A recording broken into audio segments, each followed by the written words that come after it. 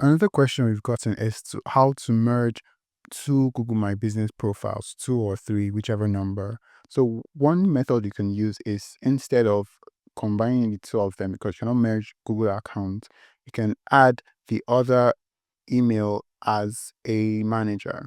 So you click on this and go to business profile settings.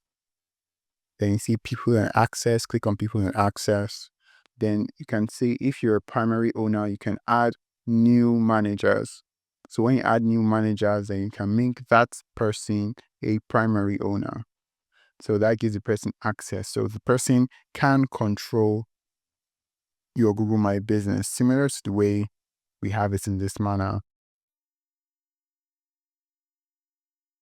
Similar to in the way we have it in this manner, where we have two businesses, that person can now manage your other business in one profile. The other way you can do it is to reach out to Google support and let them know, okay, I have multiple businesses that probably in different locations that I want to merge to one account. So Google has its bulk creation tool where you can do that and merge all your businesses into one account or one email address.